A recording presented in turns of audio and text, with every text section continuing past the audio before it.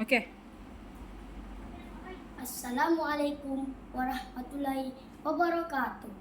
Sumara kasih sekalung budi, Tuan Penaraju Majlis, barisan panel hakim yang arif, lagi berkarisma, penjaga masa yang setia dengan detik waktunya, barisan warga pendidik budiman, seterusnya warga maya generasi pendukung wacana wawasan negara. Sidang hadirin penuh santun, saya ingin membawa Anda semua menyelami maulid pidato saya yang berbunyi bully cyber di kalangan murid sekolah rendah. Manis senyuman si Tuan Putri, jadi pujaan pahlawan Betawi. Bukan saya ajak bermimpi, mengajak bicara, mengukuh jati diri. Sebelum hidup menuju ke muara, sebelum kita membelah bicara, izinkan saya mendefinisikan tajuk pidato saya agar hadirin terbuka minda, agar hakim tidak terpinga-pinga.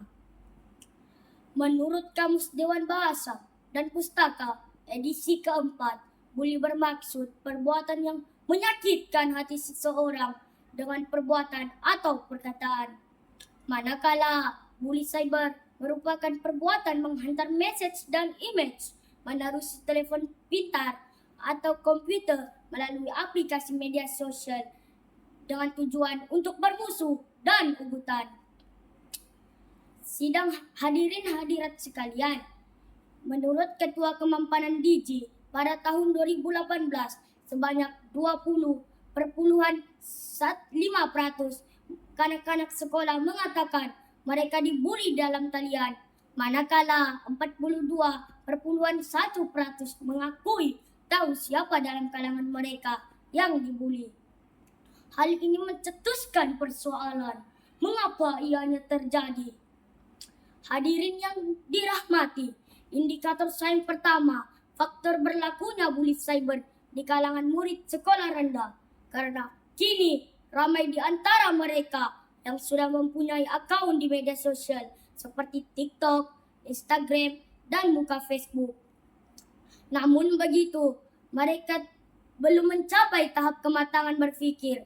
Mereka beranggapan semua perkara boleh dikongsi di jaringan media sosial.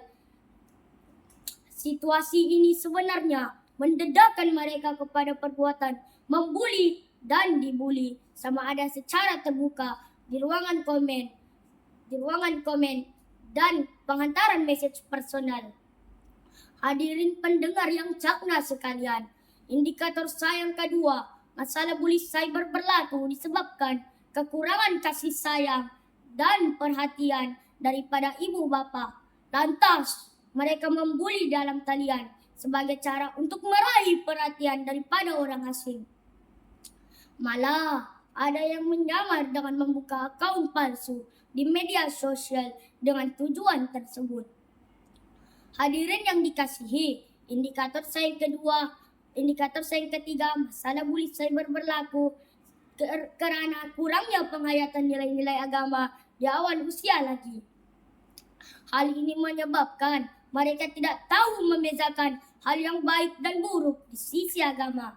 Mereka menganggap perbuatan mengaibkan, menghina, dan mengejek tidak menjadi kesalahan di usia mereka. Hadirin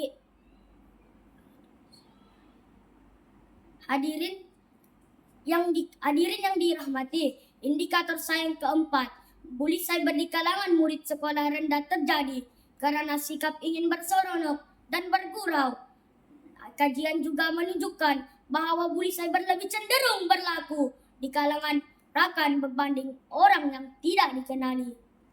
Rakan sebaya sering menjadi punca pendedahan gambar di media sosial dan sering meninggalkan komenan jelek dan berbau fitnah. Intihannya, terdapat berbagai faktor yang mendorong berlakunya bully cyber di kalangan murid sekolah rendah. Peribahasa Melayu ada mengatakan, Budi sudah menjadi toka, kuman sudah menjadi bara. Tetapi, masihkah kita perlu berunding jari, salah menyalahkan? Sebaliknya, kita perlu menyelamatkan generasi muda ini. Oleh itu, semua pihak haruslah mengambil tanggung jawab dan memainkan peranan masing-masing.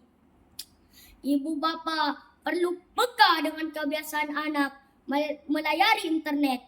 Berbincanglah dengan mereka untuk mencegah sebarang risiko di masa hadapan. Di sekolah, guru ialah ibu dan bapa kedua kepada murid-murid. Justru, guru perlu mendekati murid yang dilihat seperti bermasalah, menyediakan khidmat konseling, dan melayan semua murid sama rata. Pihak kerajaan yang menjadi harapan generasi muda pula perlu menapiskan film dan drama luar negara yang terdapat unsur-unsur keganasan yang boleh didapati di internet. Kerajaan juga perlu mengambil tindakan menghukum pembuli mengikut Akta Mahkamah Jubana 1947. Asalnya sembilu dari bulu, dianyam si darah jadikan tampian. Saya menyusun jari 10, tergelincir kata, mohonlah dimaafkan. Sekian, terima kasih. Wabillahi taufiq wal hidayah. Wassalamualaikum warahmatullahi wabarakatuh.